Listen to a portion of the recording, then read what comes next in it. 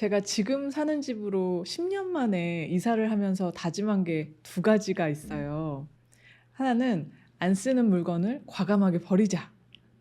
그리고 갖고 싶은 물건을 보면 일단 이걸 어떻게 버릴지를 생각하자. 이 두 가지예요.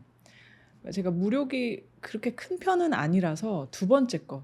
그러니까 갖고 싶은 물건이 있으면 이걸 어떻게 버릴지 생각하자라고 생각하면 좀 안 사게 되기도 하거든요. 그리고 또 요즘에는 환경 문제도 있으니까 워낙 이렇게 과잉 소비 시대에는 이렇게 안 사는 것들은 잘 선택을 하게 되더라고요, 제가. 그런데 문제는 안 쓰는 물건을 과감하게 버리자 쪽입니다. 언젠가 쓸모가 있을 것만 같은 거죠. 심지어 유통기한이 지나버린 이제 치약 같은 게 있는데 '아 이거 잘 뒀다가 청소할 때 쓰자.' 생각하고, 그리고 구멍 난 양말들 있잖아요. 그런 것들은 이제 창문 창틀 청소하자, 뭐 먼지 청소하자 이러면서 모아두는데, 모아둔 게 인제 한 봉다리가 되는 거예요. 사실 뭐 이런 건 아무것도 아닐 것 같아요. 전에 TV에서 어떤 연예인이 자신이 연애 활동을 하면서 받았던 뭐 트로피라든지 기념 메달 같은 것들도 다 버리고 그냥 사진만 찍어서 보관을 한다고 하는 것을 보고 정말 깜짝 놀란 적이 있거든요. 보면서 참 '아 이것도 되게 좋은 방법이다.'라고 생각은 했지만, 아무리 그래도 제가 막 너무 즐겁게 너무 의미 있게 봤던 어떤 영화 포스터라거나 소중한 분들에게 받은 엽서, 그리고 강아지가 다 물어뜯어 버려서 뭐 가지고 놀지도 못하는 그런 인형, 이런 것들은 아무래도 버릴 수가 없어요. 그런 거는 어떤 뭐 효율이나 청결 같은 것과는 상관없는 내 삶의 한 조각처럼 생각이 되니까요. 이런 저를 뭐 아마 극강의 미니멀리스트가 보신다면 고개를 절레절레 하시겠지만, 누구에게나 어떤 물건을 끝내 버리지 못하는 마음이 분명히 있다고 생각하면서 그런 마음에 편을 들어주는 책을 오늘 소개하려고 가지고 왔습니다. 오늘 소개할 책은요, 은희경 작가님의 에세이 또 못 버린 물건들입니다. 어 이 책은 은희경 작가님이 자신의 일상에 담긴 물건들을 작가님의 다양한 일상 속 장면들과 함께 기록한 에세이예요. 내가 이 물건을 왜 또 버리지 못하는지에 대한 글을 쓰셨는데, 일단 차례부터가 심상치가 않습니다. 여러분도 뭐 온라인 서점이나 서점에 가서 차례를 목차를 한번 보시면요. 보면 "술잔의 용량은 주량에 비례하지 않는다." "솥밥주의자의 다이어트", "칵테일과 마작, 뒤라스와 탕웨이", "왜 필요하냐는 질문은 사절". 어때요? 막 언제든지 진짜 빠져들 수밖에 없는 이야기를 쓰는 소설가의 목차는 역시 다르구나 싶지 않으세요? 칵테일과 마작, 뒤라스와 탕웨이, 이건 도대체 뭐 어떻게 어떤 이야기를 담고 있는 건지, 솥밥주의자의 다이어트는 뭐 그래서 어떻게 되었다는 말인지 너무 궁금해지는 목차이고, 그래서 이 책은 미리 이렇게 목차를 한번 쭉 보시고 이 키워드들이 어떻게 한 편의 산문으로 이렇게 엮이는지 한번 기대를 하면서 읽으셔도 재미있는 읽기 방법이 될 것 같아요. 그나저나 은희경 작가님이 이 책에 기록한 또 못 버린 물건들의 목록이 진짜 심상치가 않거든요. 먼저 돌. 네, 돌멩이요. 여행지에 가면 작가님이 인제 종종 돌을 주워 오셨대요. 그래서 꽤 많은 돌을 가지고 있다고 하시고요. 그리고 작가님의 엄마가 오랫동안 끼고 있었던 어떤 오래된 반지도 작가님이 가지고 있다고 합니다. 뭐 '여기까지는 그럴 수 있지.'라고 생각하셨다면 이어 나오는 목록은 정말 놀라실 거예요. 부모님의 청첩장 가지고 계신 분 있나요? 그렇다면 부모님이 연애 시절에 서로 주고받았던 연애 편지는요? 아니면 일제 강점기 소학교 학생이었던 엄마의 성적표 어떠세요?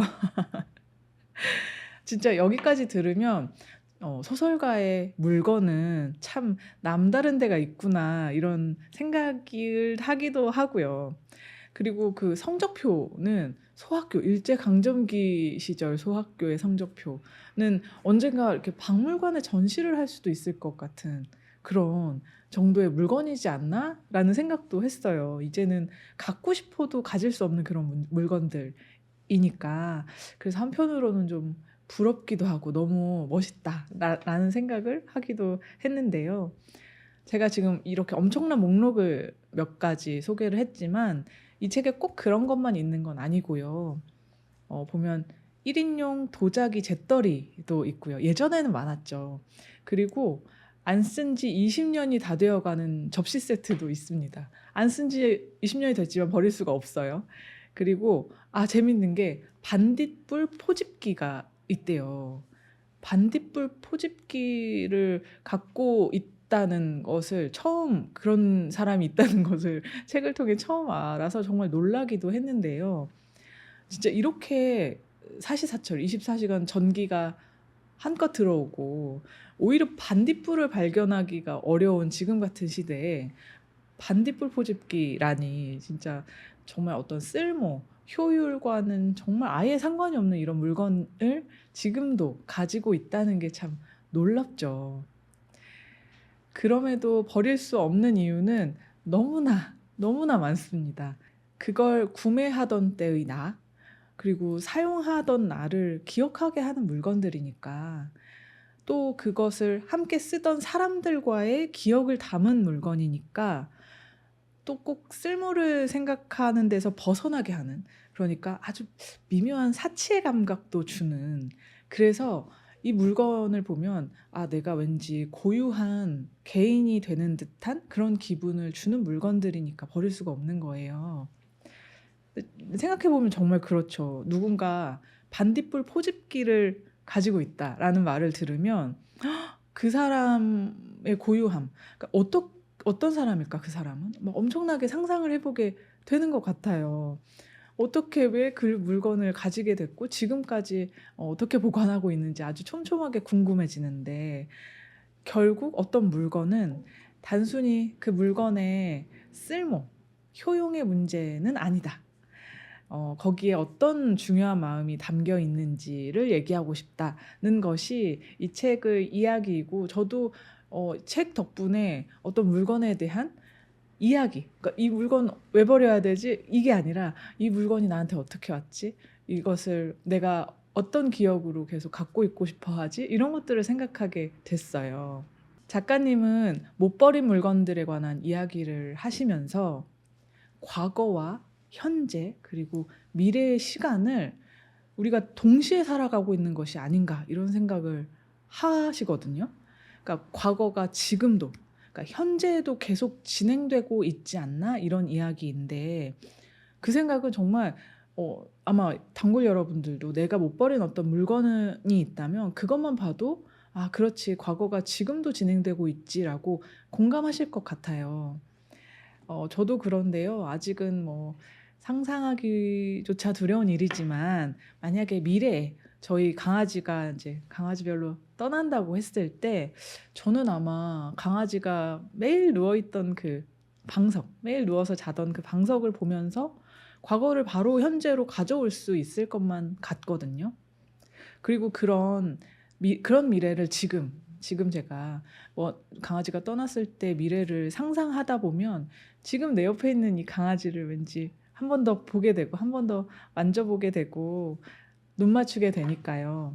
그렇다면 이것은 미래가 현재의 나에게 영향을 주는, 그러니까 미래가 현재를 바꾸는 그런 역동이잖아요.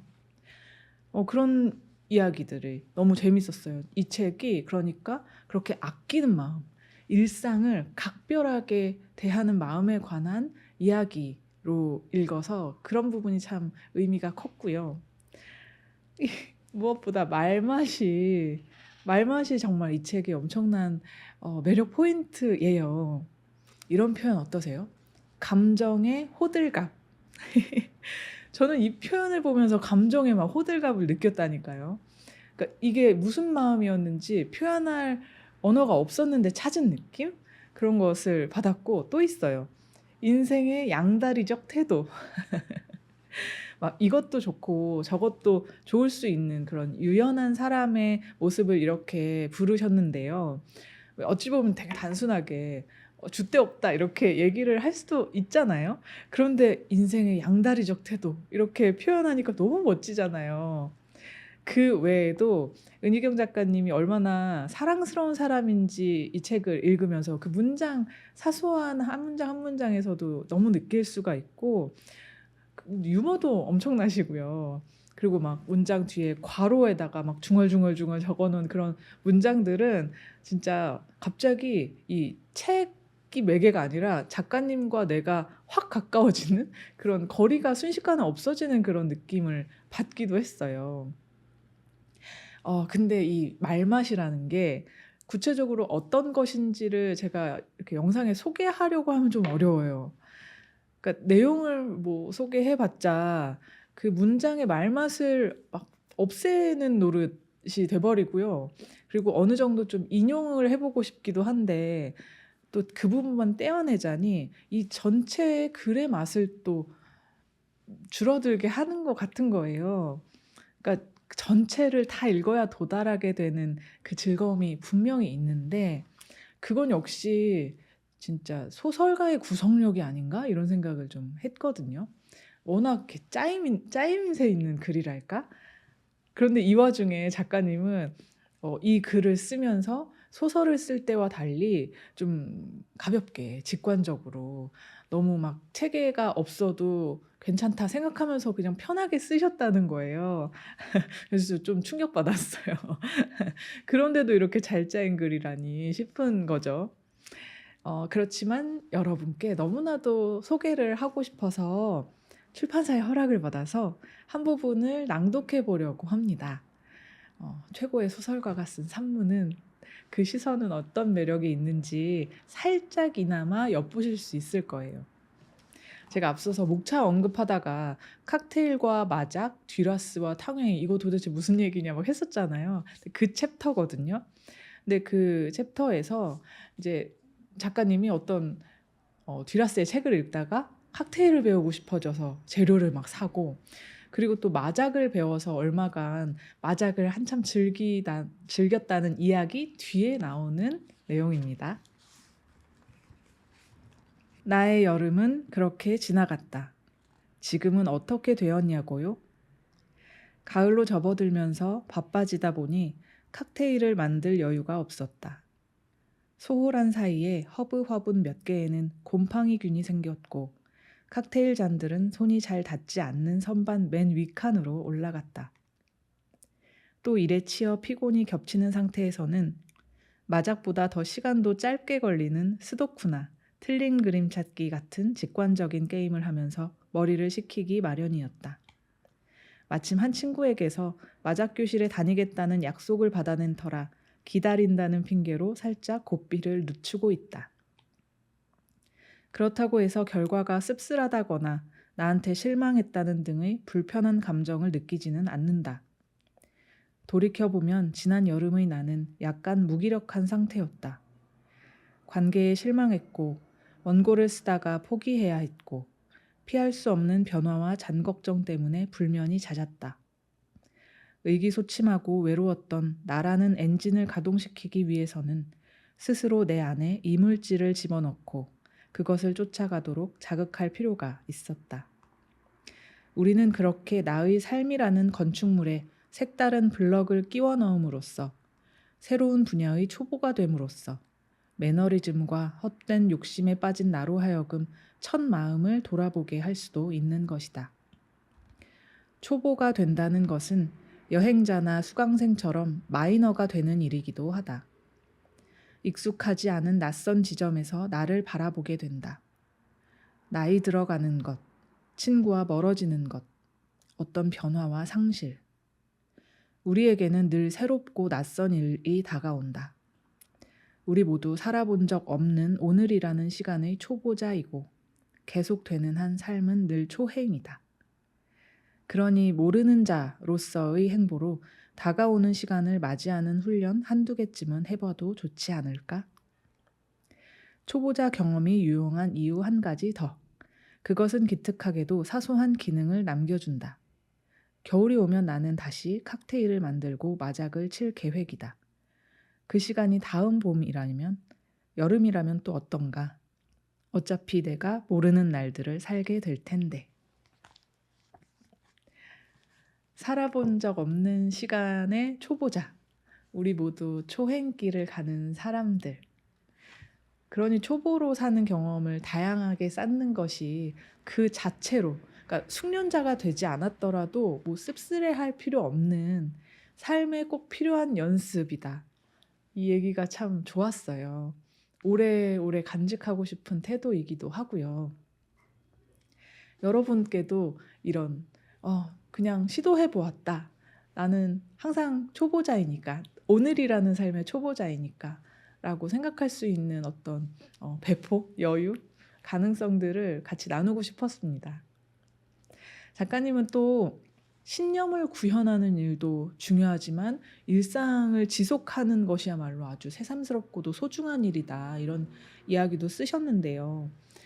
정말 커다란 얘기 아니고도 이렇게 내 일상 속 물건들을 소중하게 바라보는 이야기를 읽는 데서만 느낄 수 있는 어떤 의욕 같은 게 있었어요. 이 책을 읽으면서 정말.